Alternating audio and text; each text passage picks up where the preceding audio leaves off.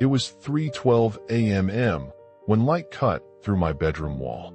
It was not light as I knew it, sharp, curious, scanning like a slow fingertip. My body hummed in a new key, as if my bones were learning to sing.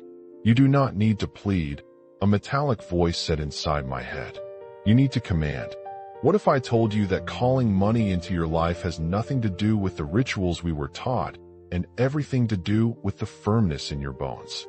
I did not believe it then, but the room had learned another grammar. Mini cliffhanger. The thing standing in my balcony would not simply teach, it would show. My name is Rafael Navarro. I am 52.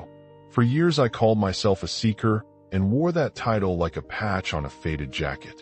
I read the books, attended the workshops, practiced the breath work, repeated the lines. I lit candles I could not afford. I pinned affirmations to the refrigerator door. And still the fridge hummed on an empty electricity plan, and my bank balance read a small, cruel number that fit in a single line. Mornings began with the same ritual. I would stand at the window and whisper to the sky, "Please, help me. A miracle, please." I would say it into the cold air until my voice was thin. The city answered with taxis and the neighbor's radio. The universe answered with silence. The silence sounded like a sealed envelope. The apartment smelled of dust and old coffee. The radiator rattled like an old heart. A legal notice lay on the kitchen table, heavy and folded. My shirt hung over a chair like a promise I had not yet kept. I had 30 days before the bank could move to auction the place. The number on the screen of my phone, my account flickered at 37 reis. That night, the balcony felt like an altar and I had nothing to offer. I used to imagine abundance like a film, bright rooms, soft footsteps, checks on glossy paper. I would try to paint that film on the inside of my head, but the feeling remained stubbornly distant. Visualizations had become pictures without weight. I saw the image, yes, but my gut stayed cold as glass. I remember thinking, bitterly, that perhaps the whole thing was a lie. Maybe all of it was a well-made set for people who could already afford the projector. I cried on the balcony until my shoulders shook. I whispered to the stars, not so much for a miracle as for an answer to the question, had I been doing it wrong? The answer arrived as a light. It began as a point in the sky, a small, precise star that grew without sound. At first I thought drone, then a spotlight, then color rolled through it like a tide. White, then a clear blue, then a violet so deep it felt like a bruise on the air. The glass of the balcony did not rattle. The world did not announce it. Only my teeth went cold. The light touched the window like a finger and walked through. There was no sound. There was a pressure in the room like the moment before a storm forces its first breath. The air thickened near my face. My lungs tightened and then lengthened. My teeth felt like they belonged to someone else for a second. And then a shape resolved inside the light. It was humanoid, but not human, fluid as mercury, edges breathing, eyes that held patterns like small galaxies. "You are observed," said something that was not a voice in the room, but a thought that arrived complete. "We have watched." I wanted to run. My legs remembered how to move, but my body chose not to obey. My hands were hot, and my knees felt like glass. Terror is a primitive instrument. It sharpened every sense. I could hear the refrigerator farther away. I could hear the building's bones shift. The silence in the apartment was a taut drum. My chest widened as if the room had become the throat of a giant. "Do not be afraid," the presence said, and the fear thinned a little, not because of comfort, but because the thing spoke like a fact. "You have been pleading. That is a posture of lack." The entity moved closer and the objects in the studio drifted with it, cups, a chair, a pen. They rose a few inches and hovered. The light around its form rearranged like a slow current. It smelled faintly of ozone and citrus, like rain on hot asphalt. It touched nothing, and yet I felt a pressure on my temples. It turned its gaze to me, if that word can be used, and I felt seen, as if someone had taken off a veil I had been wearing for decades. "Who are you?" I managed. My voice was a dry leaf. "An observer," it said simply. "A guard. A reminder." There was a slight warmth to that warmthless clarity. There was no malice. You are wasting your creative power, it said. I felt the old teaching's affirmations, visual boards like clothes I had not outgrown, wrinkled by time. You told me I was doing them, and I believed I had been. How could that be waste, I wondered. I repeated words in my head. I am abundant. I have enough. The sentences had been performed like prayers at a ceremony that never ended. The words left the mouth, but the body stayed in debt. The entity pointed toward my skull, and the room rearranged itself into a strange, private theater. My thoughts became visible threads, small filaments of light, untidy and colored by tone. Doubt was a thin gray line. Desperation flickered yellow and brittle. Each filament pulsed with a call, a command, a plea. Then the being swept its hand, and the threads braided themselves, forming geometries that felt like keys. Every thought is an order, it said. But you have been begging. Begging is an order too. The order of lack summons scarcity with the fidelity of a machine.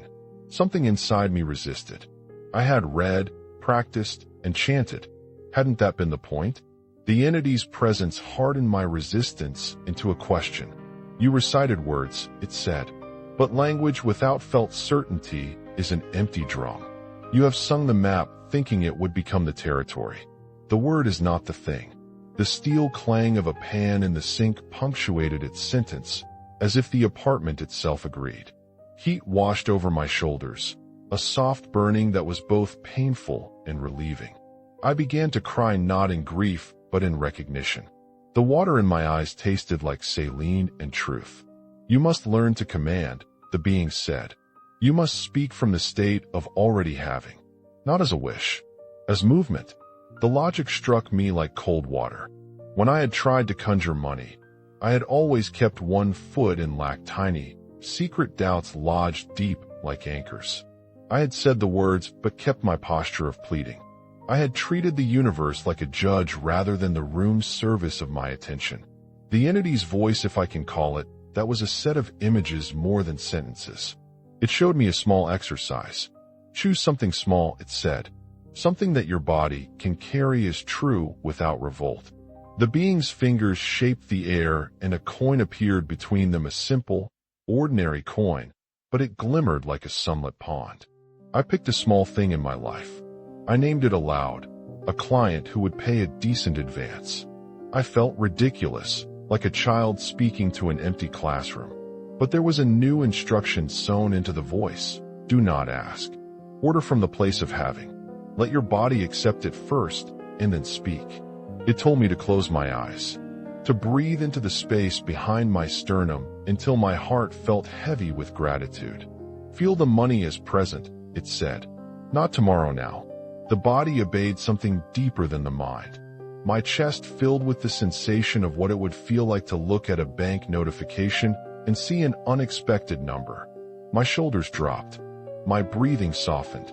My throat loosened. The feeling was small and intimate. Relief, a looseness in the jaw, a softness around the eyes. Then speak, it said, not as plea, as command fulfilled. I said, in a voice that surprised me with its calm, I have received an advance of 10,000 reis. It is done. Thank you. The sentence sat in the air like a bell. Then, the strangest instruction, forget it. Let it go. Do not check. Do not torture it with doubt. Release the fingers of wanting. I slept. I woke to a phone call. A former contact I had not heard from in years, an old client said, Raphael, I need you tomorrow. Can you start? I can transfer a 12,000 reis deposit now. The phone nearly slipped from my hand. My voice did something I had not practiced but had always wanted. It laughed without fear. Coincidence, my brother would later say, and his voice would be a knife. But in that morning there was only the raw sensation of proof. The room smelled of boiled coffee and possibility. The leather of my wallet felt heavier than the day before. I told no one how the coin had appeared. I told no one about the glow at the window. I tucked the moment into myself like a seed. A seed will not explain itself. A seed wants time. Mini cliffhanger. The first result had come like a single note. The next test would, my body learned a new grammar. Shoulders down, breath wide, mouth soft and certain. When doubt crept in, it felt like a foreign language in my mouth. I practiced the phrase the entity had taught me in small forms, daily. 2 of the loops I used were, I command and allow, I command and I receive. Another became my anchor. I am the state. Abundance answers me. Each loop was a short chord I struck to tune the body. Resistance came from outside as well. My brother laughed and called me naive. Friends asked if I was seeing a therapist. The bank called less kindly. The world kept its old rhythms. But something else had shifted, my relation to outcomes. Where once I waited like a beggar at a door, I now stood like a person who owned the house key. It felt foreign and right. Mini cliffhanger. Doubt would not vanish, it would return with a new weight. The next time it arrived, the stakes were higher. The light returned 2 nights later, not as a star this time, but as a slow swell at the edge of the ceiling. It expanded like breath into the room, and the air tasted metallic and wet. The apartment had been quiet. The city felt asleep. I was awake and waiting, though I did not know exactly what I expected. Expectation is a small animal. It rustles and betrays you. This time the presence did not announce itself with words as much as with a rearrangement of the space. The shadows leaned differently. The clock on the wall seemed to exhale, and the smell of coffee hung as if it had been placed there on purpose. My skin prickled. I felt heat along my spine and a coolness across my forehead. It is strange how clarity comes in weather. You are practicing, it said. The voice was the same inside my head, tone metallic, patient, ancient. Its cadence left pauses that were like doors. You have asked. Now you will learn to command. I wanted to ask everything at once. I wanted the manual, the method, an app to press for results. My mouth opened, but no sound came. The being tilted its head, and a ripple moved through its form like the surface of a pond touched by wind. A lesson first, it said, and the room arranged itself into a more intimate theater. I saw, then, my own thoughts as threads again, but now they were not chaotic. They were notes in a scale. The being plucked a string, and a small, impossible sound rang clear, like glass struck by a stone. Each note corresponded to an emotion: fear, gratitude, hunger, certainty. As it plucked, I felt the corresponding feeling rise in me, as if the contact had become a tuning fork in my chest. Do not confuse repetition with frequency, it said. You can say the same phrase every day and vibrate the old pattern. But when you inhabit the phrase, when your cells hum with its sound, transmits the way a bell transmits a tone. I asked a clumsy human question, the kind we use to hide. How do I hold certainty? How do I stop the small sabotage inside me? The being's form shimmered. A touch light, like cool water, found my forehead. Images flooded me, not explanations. I saw a child closing a door gently. I saw a farmer planting a single seed and trusting winter. I saw a man putting a letter into a box without sealing it away from view. The message was not in words, but in gestures. Certainty does not demand proof before it acts, it said. Certainty breathes first, and proof follows. You will learn to make certainty a habit. It taught me an exercise that felt like a ritual, but was quieter than any ritual I had tried before. The instructions were simple and exact. Find a small fact you can feel is true now. Hold it physically. Let your breath make space. Give thanks as if the thing is already in your hands. Speak the command like a receipt, not a wish.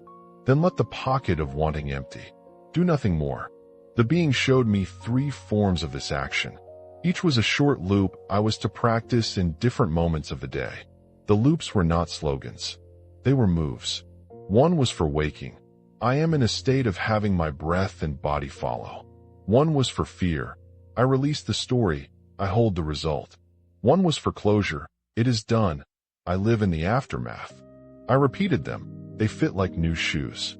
When I spoke the words out loud in the apartment, my voice sounded different, not louder, but clearer. The words did not request mercy. They recorded completion. The object of the command did not suddenly appear as spectacle. It arrived with a mail slip, a phone call, an email. Small, bureaucratic things that, when stacked, looked like miracles. In the days that followed, I practiced the loops everywhere.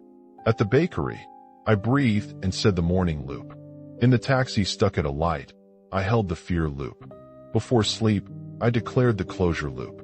My body began to accept the rhythm. My shoulders found a new place to live. People around me noticed something and could not name it. My brother remained unconvinced. He called some nights, and our conversations were quick, barbed, familiar. He was my measure of the ordinary world. The being's presence was not constant. It came and left like a tide. When it came, it did not lecture. It offered images and precise, soft tasks. When it left a small residue, like the smell of rain on concrete. The mark on my skin, an impression I could feel at night, like a thumbprint of light, was the only thing physical it left behind for weeks. I would close my hand and trace that memory. I began to catalog examples of how the inner state moved the world. An old friend's company needed an unexpected consultant and called me. A problem at the bank dissolved into a simple renegotiation, one that lowered interest and widened my breathing. A patent partner I thought lost reappeared with an envelope.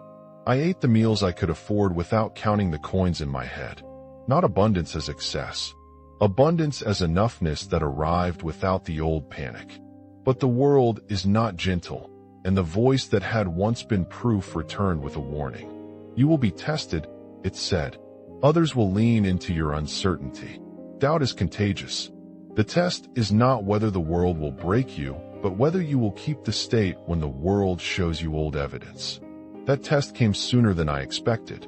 After a handful of successes, a new notice arrived. A legal complication. I had not foreseen a claim that could annul part of the renegotiation with the bank. The shadow returned. My chest tightened. Old prayers rose like old moths. I sat in the center of my empty apartment with the envelope open on my lap. The paper felt like an accusation. A child inside me wanted to shout and roll on the floor. Another part, newly tuned, breathed. I practiced the loop. I held the feeling of completion as if it were a cup and drank it. My hand steadied. I declared in a low voice, I possess 700,000 reis to clear these debts. It is done. Thank you. The words had weight, but more than words, there was the body that supported them. In the days that followed, events moved as if someone off stage adjusted the lighting. 3 former clients contacted me nearly at once with projects that required immediate help. A probate error, tiny and overlooked, was corrected by an attorney friend who found a clause that returned a sum I had not expected. A partner called to say a patent sale had closed and my share was on its way. On the 29th day, the night before the bank's final deadline, a former associate knocked on my door with an envelope and a look that made old wrongs seem like a past weather. On the 30th day, I had the money necessary, no more, no less. It arrived in pieces, not fanfare. 3 contracts, a small inheritance, a payout. The total was exact in its uncanny way, 700,000 reis. I remember the sound of the bank teller's voice saying the figure, the taste of the coffee I drank that morning, the quiet that followed like a bell. When the being returned that night, it seemed more solid than before. The light around it felt friendlier. It looked at me, and for the first time I felt no question in its gaze. Now you see, it said. You speak. You embody. You let go. The world answers with the grammar you use. Why me? I asked. Why here? You called, it said. Pain is a door. When it is heavy enough, it pushes the right thing through. We do not choose you. You choose us by tearing the veil with the force of need. The being reached out as if to touch my chest. I flinched and then did not. The touch was a warmth that left a small spiral in my palm, like a comet's mark. It did not burn. It was a token, a reminder. We are done here, it said. Use what you gained with care. Remember to command and permit. Hold certainty and allow what is unknown to unfold. Then it folded like smoke and became only light. The apartment was ordinary again. The air smelled of rain and roasted bread. The mark on my palm pulsed. Then he touched a warm gold strand, and the apartment inhaled. A draft moved like a hand. I laughed, surprised at how literal it all felt. Every thought is an order, he said into the quiet between my beats. The sentence was a stone dropped into a frozen pond. Ripples moved outward across my mind. But you have been ordering lack. I tried to argue. I showed him the shelves of books, the workshops, the late nights of chanting. He let me talk, and then made a sound like a bell struck by ice. The sound was not loud.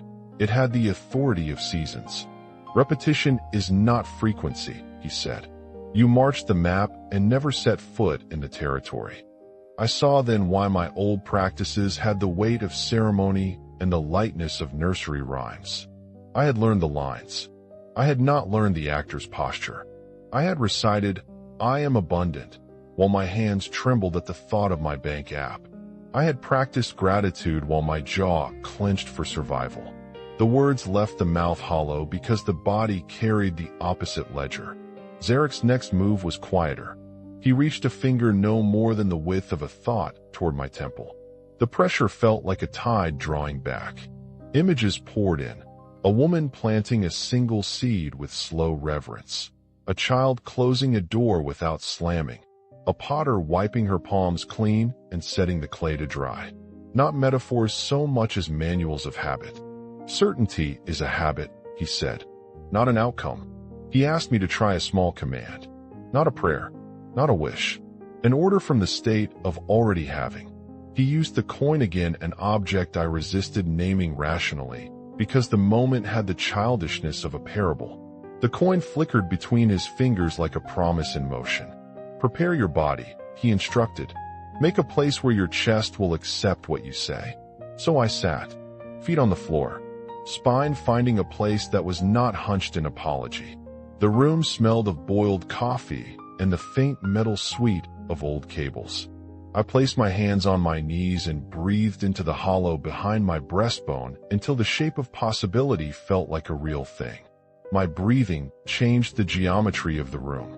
My jaw unclenched by millimeters, and behind the eyes a small stillness arrived.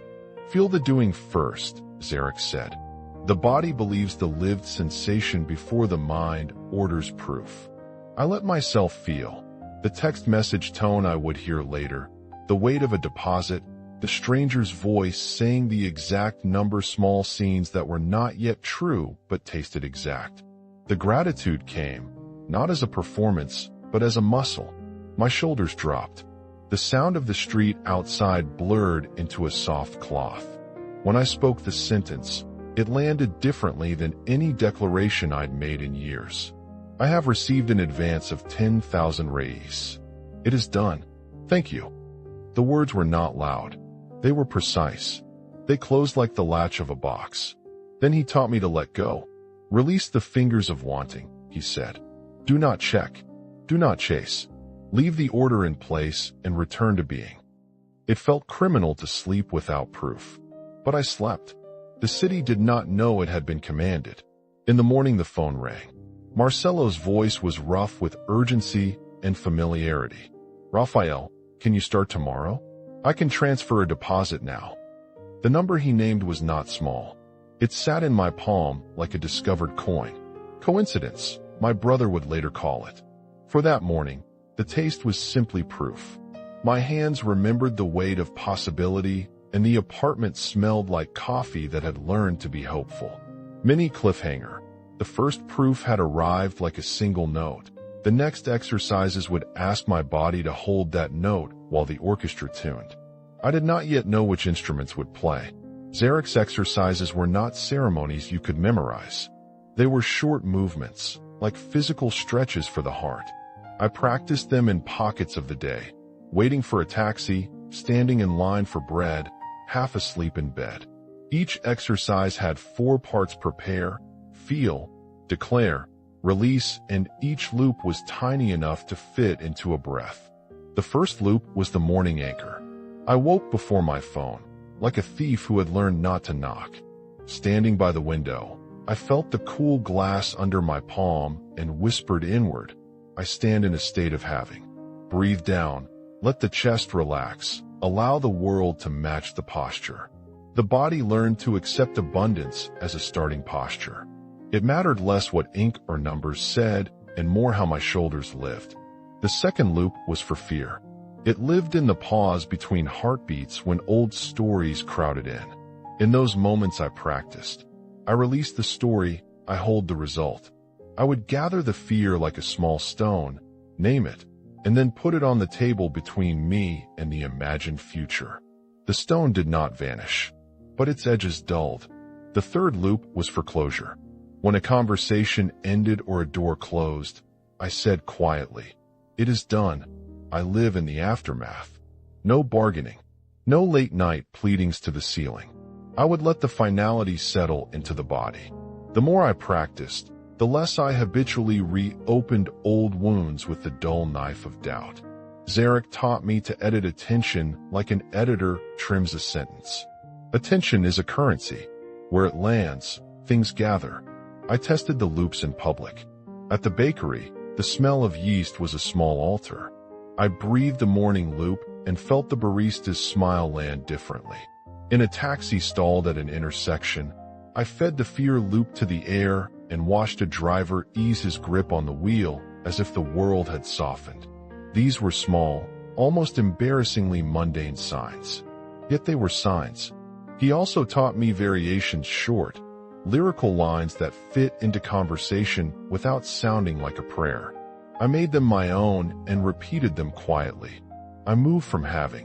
I receive what I have asked as if it were law. My body is already at rest. They were not slogans. They were tiny commands to the physiology. Between the small exercises, the world began to lean in. A software product I had long pitched found a bug fixed by an old colleague and turned into a payable project. A distant cousin's lawyer found a clause in a will that I had missed in grief. A health scare one client feared evaporated into a benign invoice rather than an operation. Each event was bureaucratic, small, and precise emails, transfer slips, signatures. The miracles arrived like administrative paperwork. Life prefers quiet modes. I kept a journal of micro-responses, the exact time, the sound of the voicemail, the color of the light when the email arrived. I recorded feelings as much as facts. Patterns emerged. When my body held the state first, the world folded. Still, not everything was gentle. Habit has momentum. One day a doctor's call about a delayed settlement came like a gust. My old script of worry wanted to run. I felt the familiar sick twist in my stomach, ancient, reliable. I stopped, breathed the fear loop, and put my hands on my knees. The sensation was like gripping a rope in a storm. I declared the small thing I could believe. A partial settlement arrives this week. It is done. I felt ridiculous and brave at once. Then a friend called out of the blue with a consulting emergency. A payment arrived in 2 installments. The partial settlement followed in days, stamped and final. My chest unclenched in small, honest increments. Zarak insisted on ethical use. You are the steward, not the hoarder, he said once, as light spilled like honey across the table. Command what is needed. Permit what is right. He asked for 2 demonstrations of scope, one for money, one for care. I used a loop to free a relationship I had been clutching. I declared forgiveness for my own past mistakes. It did not suddenly repair the broken telephone between my ex and me, but it removed the sharpness from my stomach. Forgiveness, I learned, is an order to the nervous system. For money, we expanded the exercise, not a single deposit, but a ladder of receipts. We placed small, believable anchors across the month: 1 client advance, 1 probate note, 1 contract fee, and treated each as an already complete wrong. The world responded with forms that fit the scale of those anchors. I kept inventing loops that felt ridiculous at first, then true. I honor the having. I let abundance move through me. My pockets are channels, not caves. They felt private, intimate. I never wrote them on the walls. I whispered them like passwords. Mini cliffhanger. The practice built a quiet momentum, but momentum attracts tests. The next resistance would not be an abstract fear, it would arrive in paper that is human. You must choose the conductor. He put his hand warm with impossible depth on my chest. The contact was not tactile so much as a correction of posture. An old memory of being small and apologetic tightened, and then unknotted. Fear will pray for exactly what it names, Zarak said. Do not pray inverted prayers. I understood then that my old rituals of pleading had been prayers in negative. Phrases like, I hope this works, and please let this be enough, are orders too precise, obedient. They tell the universe to conform to the shape of worry. So I chose. In the center of the apartment, I laid out the documents like a map of deficits and possible exits. The paper smelled of office air and ink mundane, excellent. I breathed as I had learned. I allowed the body to accept the resolution before the math added up. Declare what you need from the place of already having, Zarak instructed. Then release the hands. I named the exact number, 700,000 reis. I felt the words settle like a ledger posted. My voice was even, not theatrical, not pleading. It was an invoice written and stamped from inside my chest. Then I did the hardest thing. I moved my attention away. I made tea. I walked the block. I did the dishes. I let the world live without my anxious gaze. The next days were a flurry of small, peculiar bureaucracy. An old client wrote with urgency. A law clerk found a clause that reversed the claim. A distant aunt's executor confirmed a transfer I had thought lost. Threads pulled and a tapestry assembled. At night my phone buzzed and my jaw unclenched in increments I could feel. The numbers were not all in one place. They were gifts and corrections, checks and contracts. The math resolved like a patient crossword puzzle. On the 29th day, exhausted and strangely serene, a former partner knocked on my door. He handed me an envelope and said, "We closed. Here's your share." I remember the texture of the paper, the way the hall light caught the edges of the envelope, and the wet sound of my own laugh as disbelief turned to something like gratitude. When Zarak returned that evening, he looked less like a visitor and more like a teacher who had been waiting for the lesson to settle. "You chose," he said. "You commanded. You permitted." Did I do anything special? I asked. I was tired and thrilled and human. You did the thing your species forgets. You moved first inside the body. The external rearranged around the nature of your interior. That is the grammar. He reached toward my hand, and the little spiral mark that had appeared after our first lessons pulsed faintly. "We are not a vending machine for wishes," he said. "We are a mirror that learns the language you speak. Speak with care." I slept without waking every hour. When I woke in the morning, the bank balance read the exact total I had declared. 700,000 reis. The number was not a sermon nor a show. It was a stack of receipts that made a house again. But the last lesson was not the sum. It was the cost of sovereignty. On my kitchen table sat the smallest of objects, a coin Zarak had used as a teaching tool. He held my gaze. "You will be tempted," he said, "to command like a child who wants toys, to hoard like a miser, to become attached to the proof rather than the posture." He folded light into a shape and placed it into my palm. It was warm and then cool and then no thing. The spiral on my hand prickled like a memory. "Use this well," he instructed. "You will now carry a practice that moves worlds. That is a fragile position. Steward it." I understood the warning as a plea and a promise. Power without wisdom becomes the same suffering dressed in a different cloth. I had been given a method. I had been given a responsibility. Mini cliffhanger. I had passed the first gauntlet.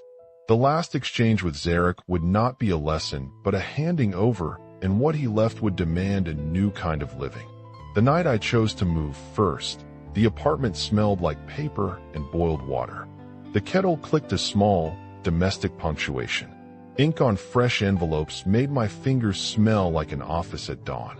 I laid the notices, the subpoenas, the bank statements across the coffee table like a map of what I had to cross. Each sheet was a small geometry of consequence numbers aligned, stamps like tiny moons. My chest felt tight. The room was cooler near the window. The city hummed down below, indifferent and honest. I sat in the center of that map, my knees pressed against the sofa edge. My hands found the spiral on my palm, the faint mark that had pulsed the first days we began. It tickled like an old memory. I breathed into the hollow under my ribs and let the air be the anchor for the decision I had rehearsed for weeks.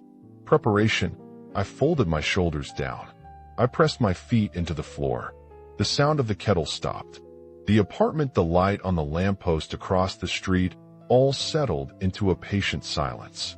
I recalled the small loop Zarak taught me, the one that fit like a key in a lock. I stand in a state of having. Not a hope, not a future tense, present tense. My jaw loosened as if someone had released a clasp. Feeling. I allowed the sensation of receipt to bloom in my chest. Not a money fantasy. The particular unpacking relief when a deadline is met and the body breathes out. I imagined numbers populating the bank app. Yes, but more than that, I felt what it would mean. Calls that I could answer without a stone of dread lodged in my stomach. Sleep that did not taste of alarms. The body learned faster than my thoughts. My palms warmed. My throat cleared. The room seemed to tilt toward me the way a listening thing leans closer. Declaration. I spoke, quietly, as if stamping a ledger only I could hear. I possess 700,000 reis to resolve these matters. It is posted. It is done. I allow its arrival with gratitude. My voice was steady. No pleading. No negotiation. The words landed like coins. The spiral on my palm warmed, then cooled, like a small bell tolling somewhere behind my sternum. Release. I got up and made tea. I loaded the dishwasher. I answered an email from a client I had been avoiding. I walked the block and noticed the orange of a shop sign and the exact slant of a man's jacket. I moved my attention away as if I had put a letter in a mailbox and locked the slot. I promised myself not to check the bank until tomorrow morning. The hardest part was not the words. It was the unprying of my eyes from the ledger I had kept fixed in my mind for months. Mini cliffhanger. I had made the internal transaction. I had posted the order. What would show up to match the posture I had assumed? The days after were almost ridiculous in how ordinary they felt. Signals came as forms and small mechanical kindnesses. A former client wrote asking if I could start immediately. The email notification made the same soft sound it always did, but this time there was a new tone under it, a permission. A law clerk I barely knew found an attachment in a probate file, and, in a short, precise message, told me there might be a sum held in my name. An aunt I had not spoken to in years left a small estate. The executor wrote with numbers and bank account details. Each action had the chiffon of bureaucracy, stamps, signatures, a phone answering with someone clearing her throat. My journal filled with micro-responses. Time, sound of the doorbell, the exact tinny color of a screenshot. I watched for patterns. The first time I noticed, I laughed aloud. I felt foolish and then relieved. The world is a huge apparatus of administrative events. It prefers to talk in receipts. When I held the state first, the external world matched my ledger. The registration office, the impatient clerk, the bank transfer, they all folded into the scale of what my body had accepted. But habit has its own weather. On the 12th day, a lawyer called with a new discovery that could have undone half the reconciliations I had celebrated. My stomach had the old reflex, cold and stingy. Eduardo's voice, when he called, had the exact flatness that used to flatten me. When the music stops, Rafa, he said, what then? He meant to remind me how fragile luck could be. His disbelief arrived like rain through an unlocked window. I felt the old prayer rise small, inverted. I felt fear building the scaffolding for its own outcome. Zarak's voice, quieter than the city, said, you invited signal. You allowed interference. He did not need to be present to be precise. The spiral prickled. I placed both hands on my knees and remembered another loop. I released the story. I hold the result. I named the fear aloud. This claim dissolves or is nullified, not as bargaining, but as a corrective entry. I felt the rope in my gut unclench. Mini cliffhanger.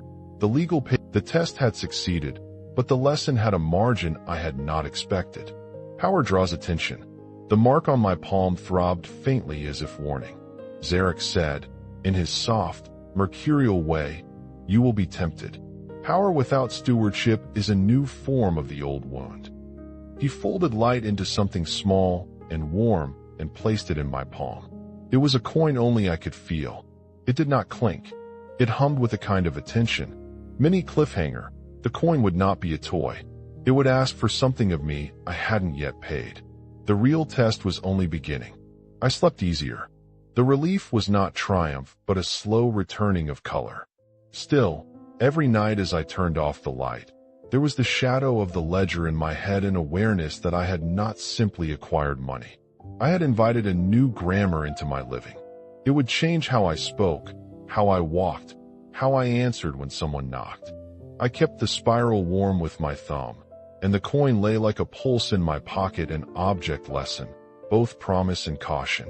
I began to write down simple rules, not commandments, practices, tiny things to keep the posture honest. Declare from the place of having. Break desire into reasonable steps. Place anchors across the month. Treat receipts like rungs on a ladder rather than cathedrals. I named one aloud and let it live in me. I steward what I command. It felt like a vow and an experiment. Mini cliffhanger. Zarak's parting had more than a warning. He had left a form of apprenticeship and an object that would call me to a different life. What would stewardship require of a man who had been hungry for so long? The night Zarak returned, the light arrived like someone closing a book gently. It was softer than the first encounter. The room felt fuller, not with noise, but with a density of meaning. He was more defined, edges like dusk and river glass. I could see, in his motion, how the light held grammar lines that bent towards certain truths. He stood by the window and watched me as if reading the ledger of my face. "You moved inside first," he said. The words were simple, almost domestic. "You ordered. You permitted." I felt gratitude swell, not the giddy kind, but the steady warmth of a stove. "You taught me to stop pleading," I said. "You taught me to accept." "That was not the lesson," Zarak corrected, not unkindly. "That was the entrance exam. The deeper work is how you speak after the miracle." He stepped closer. The air cooled and smelled faintly of ozone. I could hear a subtle oscillation, like a tuning fork underwater. Zarak's hands moved, slow, and he laid out the pattern of what he called the code of creation. It was not a lecture. It was a set of small, enactable moves. Each sentence landed like a tool. Preparation. Feel. Declare. Release. He named them as if they were 4 furniture pieces in a room to be learned by touch. "Make the body the proof," he said. "The body must accept first. The body makes the world civil." He demonstrated. He had me place a coin on the table, not the warm, humming coin he had given me, but a common coin. "Hold the coin, close the eyes," he said. "Feel its weight. Now imagine the coin is a problem resolved. Live that feeling inside the skin." The instruction was deceptively simple. I felt ridiculous and then, quietly, true. My fingers tingled. My heart loosened. The world, in that strange domestic way that Zarak often used, nudged to align. He gave me phrases, tiny loops that would become part of my private grammar. They were not slogans to shout in cafes. They were breath-sized commands to the nervous system. I stand in a state of having. I permit abundance to move through me. My pockets are channels, not caves. I steward what I command. Each line was meant to be said silently, an internal barometer. Each loop carried a slightly different posture, one for arrival, one for flow, one for stewardship. I repeated them until they felt like the bones of a sentence. Mini cliffhanger. Zarak would not leave until I could make the code a body habit. What the code asked was not magic. It was a new grammar for living. The next hours were a workshop. He taught variations, micro loops for public use, phrases that could be dropped into conversation like currency without sounding like prayer. They were practical. When you need a client, do not say "I hope" or "please," he said.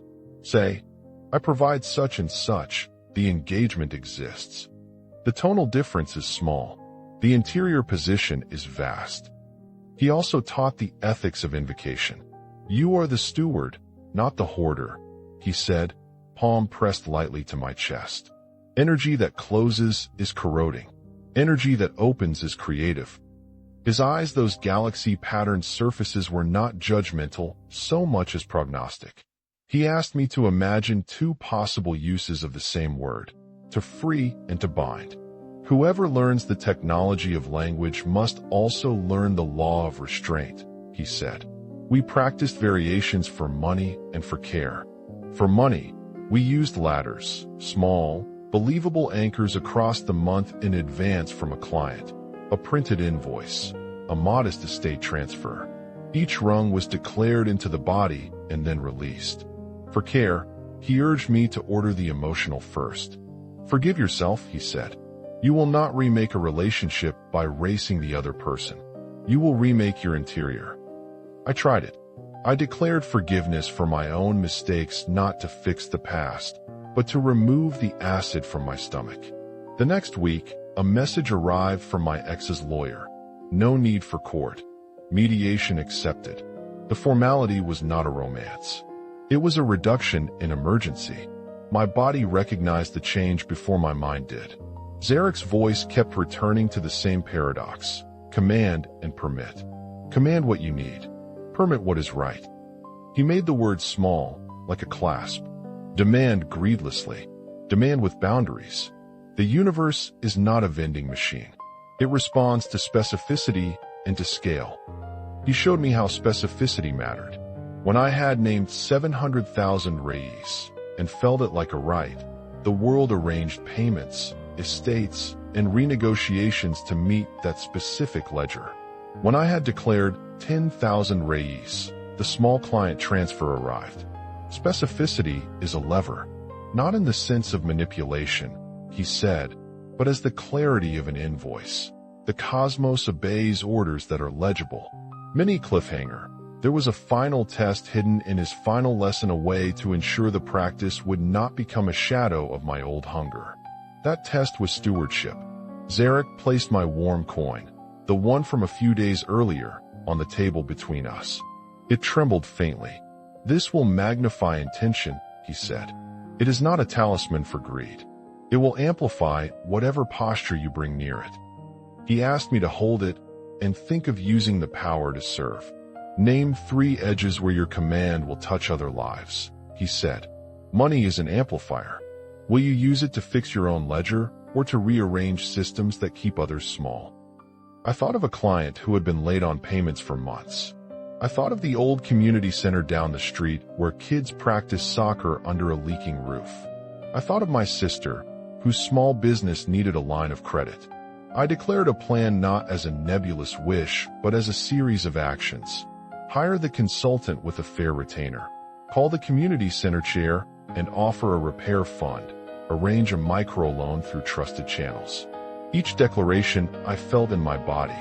The coin warmed like a responsive animal. He watched me carefully.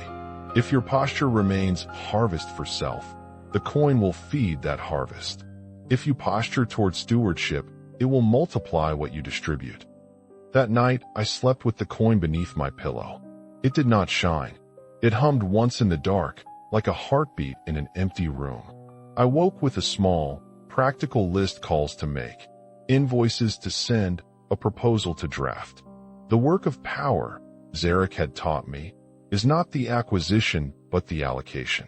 Mini cliffhanger. Zarak would not stay to supervise the allocations. He would leave a mechanism and a moral test. Would I keep the posture under pressure? When he left, he folded himself into a motion like a door closing and left the spiral light in the air that matched the mark on my palm. The shape stayed a second longer, like a benediction. "You will be tempted," he said, "and tested. Use this as a lens, not as a mirror." I watched him dissolve into the night, and felt both the orphaning and the empowerment of mastery. The code was no longer someone else's secret.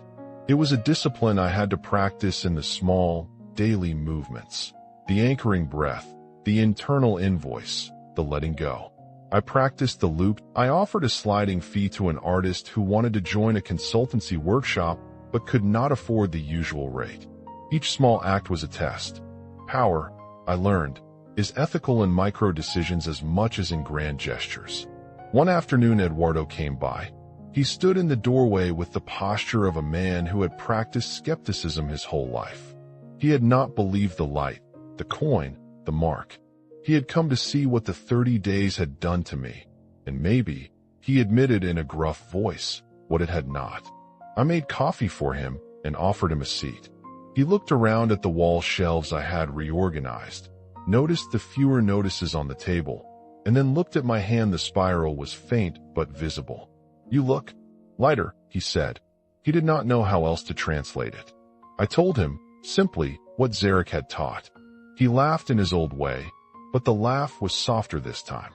He asked questions, practical ones, the ones a practical man asks. How do you know it's not delusion? How do you control it? What stops you from wanting more? I answered as I had learned to, with practice and with boundaries. I do practices 3 times a day, I said. I declare small, believable anchors across the month. I keep a gratitude ledger that records receipts, not promises. And I ask myself, will this help me or will it help me hide? He left with a cigarette, but, and a shrug. The world had not forgiven him for being skeptical. I had not forgiven him for the ways his disbelief had once pulled me down. But we had spoken. The conversation itself felt like a reparation. Mini cliffhanger. The mark on my hand would not be the only inheritance. The coin began to hum today in a way that felt like a summons, an invitation towards something larger than myself. Over the months, I watched how the coin functioned. It amplified whatever intention touched it. When I spoke of generosity and then acted, small multiplications took place. A trustee at a fund called asking if I could consult pro bono for a community education project, and later that relationship shaped into a modest grant. When I let the coin meet the posture of greed, interestingly, as a thought experiment, once when a contract tempted me, I felt the warmth in my pocket stiffen, and a small professional misstep followed, a reminder in the form of a late deliverable that cost a client money. The coin did not judge me. It mirrored my orientation. The lesson was not mystical so much as moral mathematics. Intent is input. I learned to keep a ledger of ethics as much as finances. Each month, I created a circle fund, a small pool dedicated to repairs, to people I owed, to projects that repaired systems rather than glorified my name. The fund was not an aesthetic. It was a daily practice of tension management. When temptation to hoard arose, I used a loop Zarak had given me in private. I am a channel, not a canyon. I said it in my head and felt myself unclench. Mini cliffhanger. Stewardship would press on my edges, relationships, reputation, and limits of power. The coin would find me in a moment I did not expect. One evening, a health scare cropped up for a client, an invoice that seemed perilously close to a hospital bill. I felt the old reflex of anxiety, the knife edge in my gut. I used the fear loop in halves. I released the story. I hold the result. I called the client, used my words as medicine, and arranged a payment plan. The issue resolved as an administrative correction rather than catastrophe. The client later wrote to thank me for the calm path forward. My practice had become not a mechanism to conjure outcomes, but a way to show up steadier in the world. Power had softened into competence. I began to teach small things to those who asked. Not showy colloquiums. Short practices, a 3-breath anchor in a bakery line. A step-by-step for declaring and releasing before a negotiation. A ritual for closing conversations so old wounds did not bleed into the next day. I observed how slowly, and then suddenly, the people around me changed tone. They were not chanting. They were simply less frantic. Zarak had left me with one final object lesson, the cost of sovereignty. Power makes new needs. Having changed my balance sheet, I now faced invitations that asked what I would do with access. Foundations, old partners, a distant cousin with a stalled project opportunities arrived, framed politely as help and impolitely as leverage. Each required a decision that would teach me the grammar of limits. Once, a well-meaning friend asked me to bankroll a risky venture that would have put my reserves at risk and promised great social return. My old hunger would have leapt. My new posture asked questions. What is the scale of truth? Who benefits? What is the harm if I fail? I declined, not out of fear, but from the fiduciary posture Zarak emphasized, steward what you command. The friend felt betrayed. I felt the particular grief that comes from being honest about limits. Mini cliffhanger. The mark on my hand faded. The coin still hummed. The next motion would test whether I could keep the posture without the visible sign. Time passed. The spiral faded slowly until it was only visible in certain lights. The coin, once warm and then cool, now felt like an old tool in my pocket. Zarak had not promised me a life without friction. He had given me a practice that invited friction to become the work of refinement. 1 year since that first night, I sat on my balcony with a notebook and a cup of coffee. The bank balances were orderly. The apartment was full of books, not notices. I had repaid debts and built a modest margin. I had made ethical mistakes and learned from them. My brother Eduardo and I spoke more like adults and less like old wounds. I kept the loops. I taught them to a neighbor whose small business had stalled and watched her accounts smooth out. Nothing magical, only steady work. I wrote a simple guide, 3 pages on the code, and gave it away to an organizer who wanted to build a small local fund. The code was never a shortcut. It was a discipline of attention. Zarak's departure had been both ascending and a test. The mark faded, but the lessons remained. The coin sat in a drawer now, its hum a memory I could summon by posture and intention. I would sometimes reach for it, not for strength, but to remember the weight of responsibility. Mini cliffhanger. The last thing he told me as he left came back to me often. You are not the universe. You are its conductor. The invitation was clear. The practice was now mine to carry and to teach and to fail with honesty. I do not know whether Zarak was an alien, a mirror of my own mind, or something else braided from both. I no longer need to choose. The work is practical, to command with clarity, to permit with humility, to steward with courage. Every morning, when I place my hand on the glass of the window and feel the city's pulse, I remind myself of the loops. They are simple, useful, and true. I stand in a state of having. I permit abundance to move through me. My pockets are channels, not caves. I steward what I command.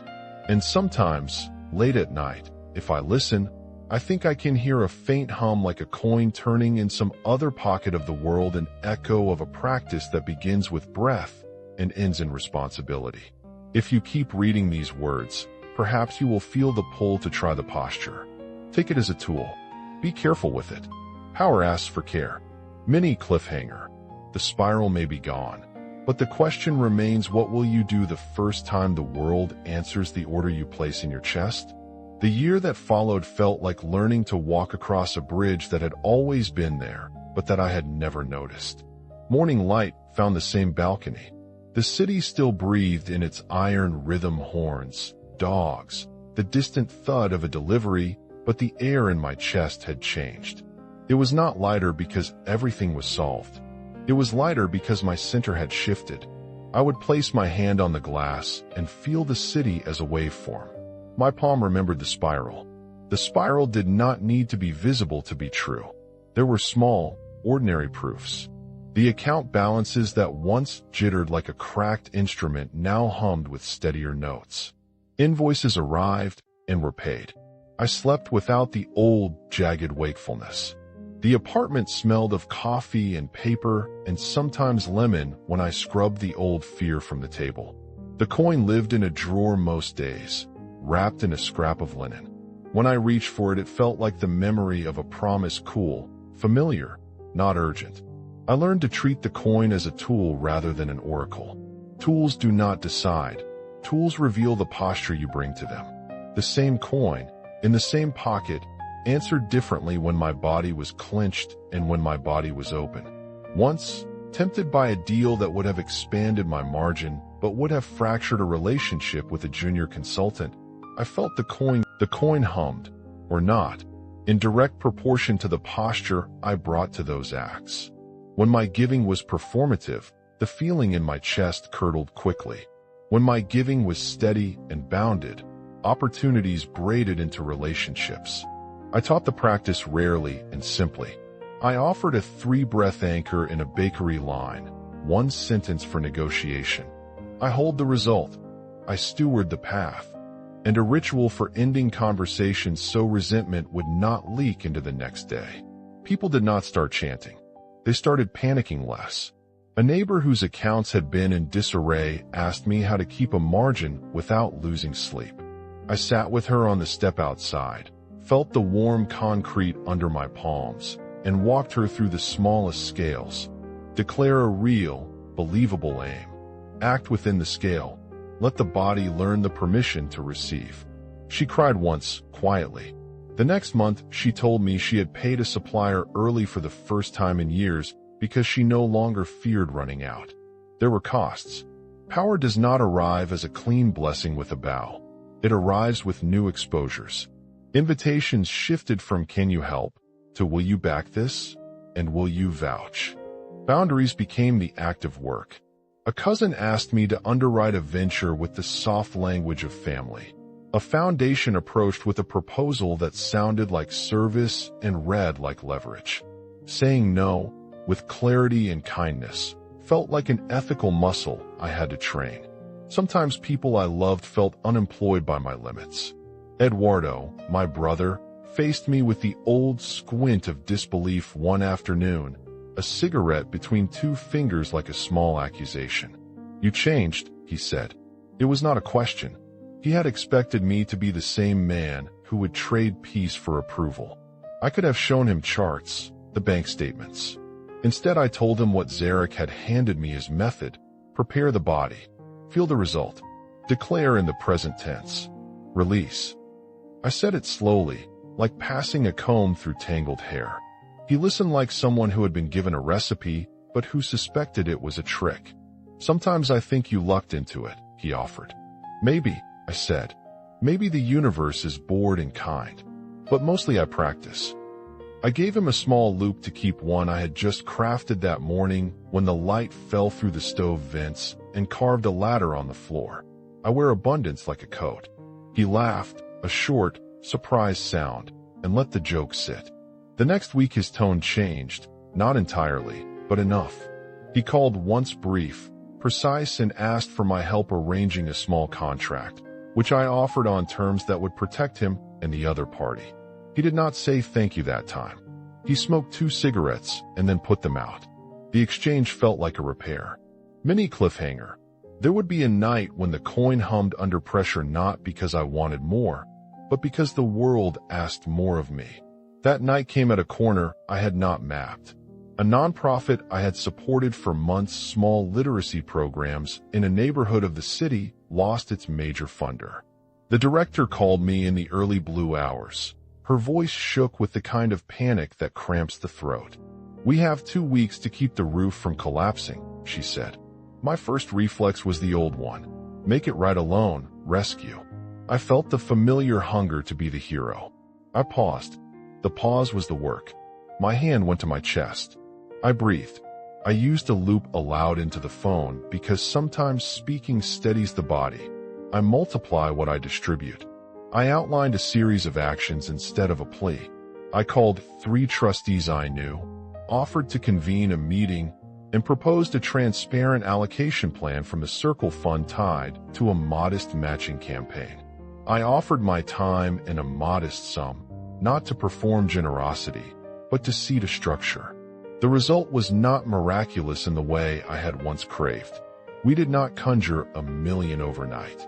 We did, over the next month, raise enough to fix the roof and fund a solar light system for the hall so classes could be held after dusk.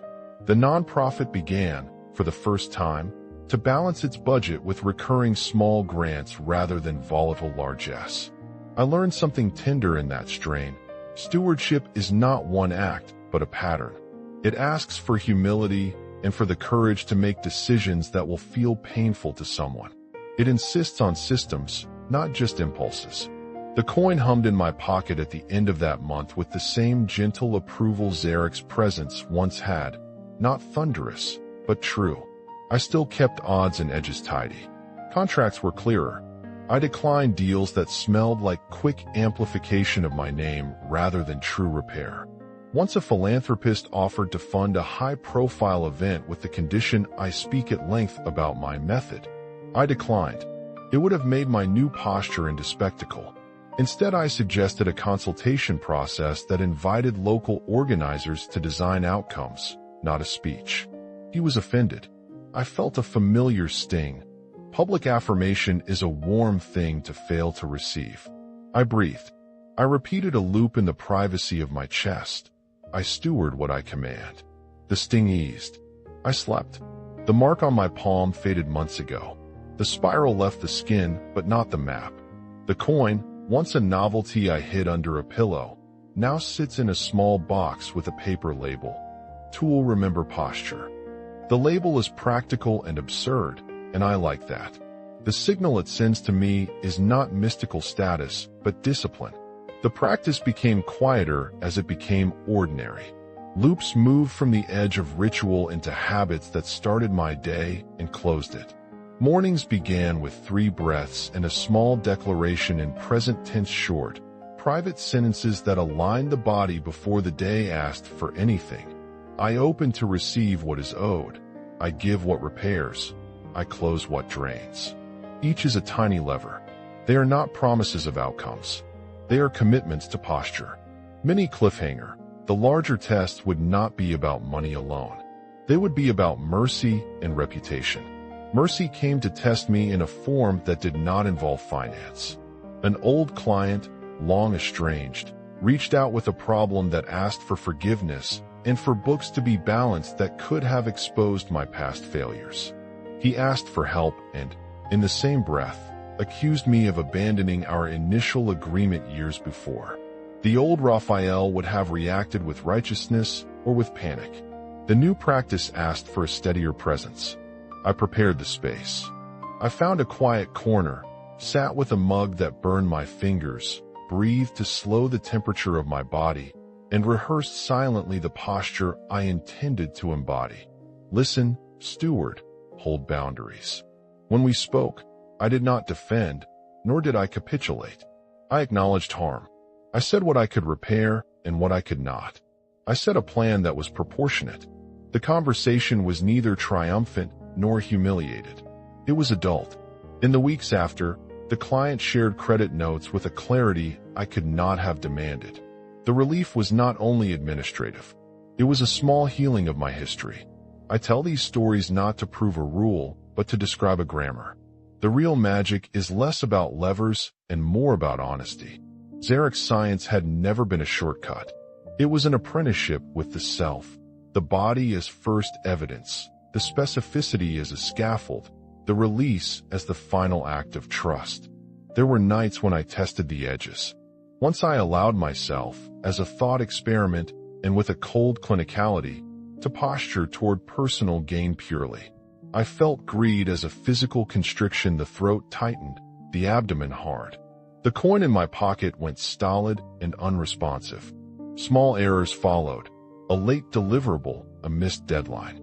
The consequences were gentle but illuminating. The coin did not punish. It reflected. The metric was simple and unavoidable. Intention is input. Mini cliffhanger. There is a posture that moves beyond personal ledger to communal architecture. When the rightness of scale met the clarity of intention, something shifted. A local funder asked me to advise on distribution criteria for small business microloans. I proposed a stewardship-first model, loans paired with mentorship, clarity on repayment plans, and a required local accountability committee. The mechanism was not flashy. It was tedious and humane. Months later, 6 businesses had steady ledgers, 2 hires were made, and one storefront had rehung its sign. I had not produced miracles. I had organized work that created resilience. The coin, when I touched it that night, hummed like a satisfied cat. I will not hide the fact that some things still hurt. People I cared for were offended by my new limits. Invitations that once promised to release with an exhale and do one small practical thing in the next hour that aligns to the declaration, a message, an invoice, an offer. Repeat daily. That short sequence is not a spell. It is a calibration. Your nervous system learns to hold the posture. Your peripheral life begins to align. Great things are not guaranteed. Discipline is practiced. Responsibility is cultivated. Before I finish, a few loops that have become mind-short sentences I warm my throat with when the world gets noisy. They are not slogans. They are tiny instruments. I am a conduit, not a cavern. I move what is needed through me. I anchor the right scale. Stewardship is my ledger. Say them slowly. Feel the words take the shape of your ribs. In the quiet of late nights, sometimes I imagine Zarak's gesture that fused the spiral into my palm. I no longer need the mark to remember. The practice is in the tendons of my hands. The coin is a reminder, not a crutch. And a question sits at the edge of what I now do. What will you do the first time the world answers the order you place in your chest? That answer will not arrive as thunder. It will arrive as a schedule, a call, a letter, a repair, and the small, startling proof that posture matters. Mini cliffhanger. Perhaps the world will answer tonight. If you stayed to the end, thank you. If this story touched something in you, curiosity, skepticism, anger, hope, leave one line with your city and country below. Tell me what you try and how the world responds. Subscribe if you want to follow more of these practical experiments in posture, stewardship, and language. Your voice matters here. I leave you with one last small practice. Sit. Breathe. Place your hand on the place the spiral once lived. Repeat quietly, I am present. I hold what I request with care. Let that be enough for now. Sometimes, when the city is very still, I hear in my pocket a tiny hum like a coin turning. I imagine it traveling elsewhere, another pocket, another palm learning a loop. The hum is not proof that I was right about Zarak. It is proof of practice, that something in the shape of intention can propagate if it is held with honesty and returned with care. What will you do the first time the world answers the order in your chest? I hope your answer includes courage, specificity, and, above all, stewardship. The work is ordinary. The consequence is large. The echo will come. Be ready to allocate it well.